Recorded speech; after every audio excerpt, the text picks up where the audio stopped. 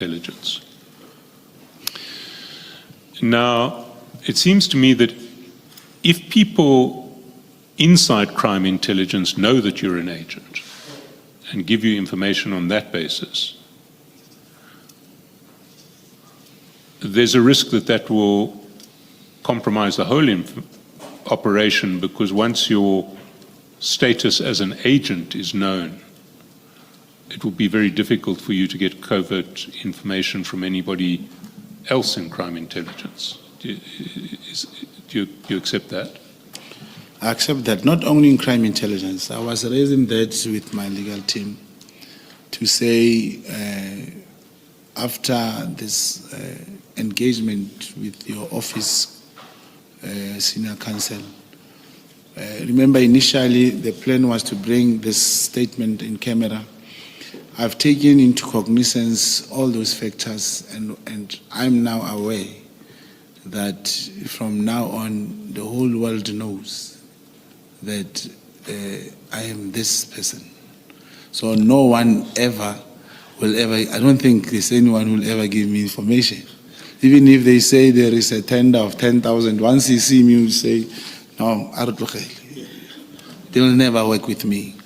I was telling my team, how are we going to deal with this going forward?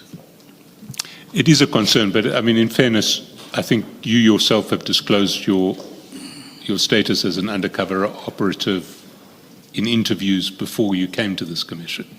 I have never commissioned. I've always said the right platform will come. There was no way, because after the commission was established, I also checked and read the terms of reference. I really believed I will present this in camera. But so that's the first issue, which is that if people know you are an agent, then there's always a risk that your status as an agent leaks into the broader world of crime intelligence that you're investigating, and your position is compromised. Would you accepted that proposition?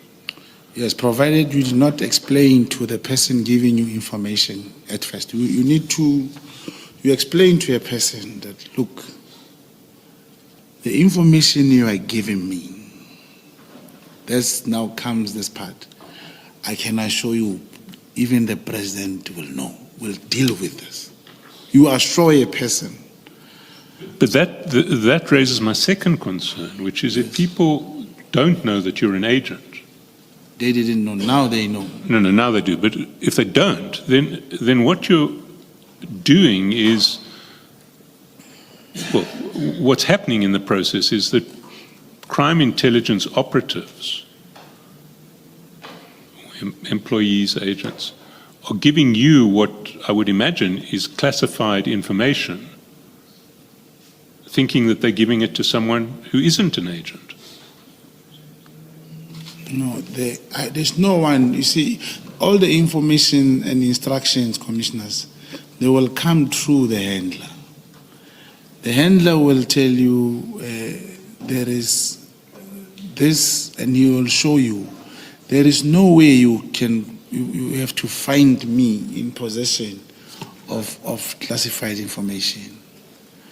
You can look at it, make notes, and understand, and even the notes you can't keep. But this investigation, it's not like a normal investigation.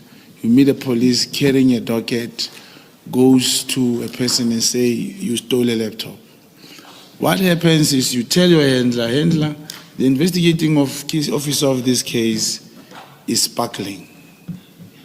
He knows he has to go and talk to this investigating officer. In some instances, the commander of the handler, I don't know his commander, he'll talk to the commander of this investigating officer to say, we want to gather information for you. Crime intelligence, they will not carry the dockets, but he will, with the information I give him, he'll come and fill this docket in with information.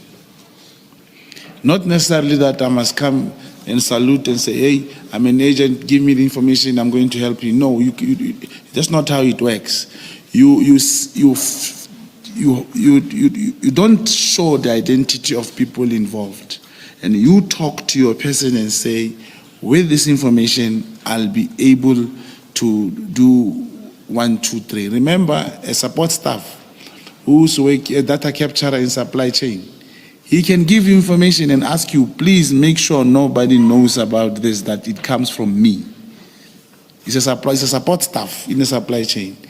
Once you have read it, maybe you take a picture, you give it back, then you give it to a handler, and the investigation unfolds. They won't know who gave it to you, and it doesn't necessarily has to be you saying I'm an agent. Remember, the support staff cannot even trust this other police. Your handler is not trusted by all the people. Mari, they can trust me, and I give this handler the information. Can we very briefly just deal with the letter, the disbandment letter that you address at 61 and 62 before we take the lunch break? Maybe before you do that, Mr. Chaskasum, just a last thing on this topic that you're having now. You do, I think from your evidence, in fact, it's not even a question of accepting, you did disclose to General Sibia that you are an agent. That's correct. So other people may well know, because of that disclosure to General Sibia, you have no control over it. He may well have told other people in crime intelligence. I don't know.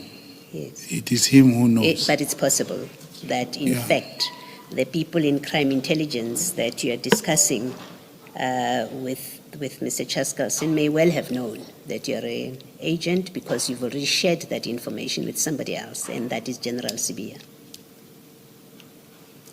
It has to be a yes, Mr. MOGOTSI. I don't understand, commissioners. Commissioner is saying after I told General Sibia, he told someone. He may have told other people. Yeah, you don't know. I don't know. So it is quite possible on that That's hypothesis correct. That's that correct. people in crime intelligence, other people in crime intelligence may well have known that you are. If he has told them. Okay. Thank you. I think, Mr. Chaskalson, let's deal with what you were referring to when we come back. Thank you, Chair. Let's adjourn and resume at 2.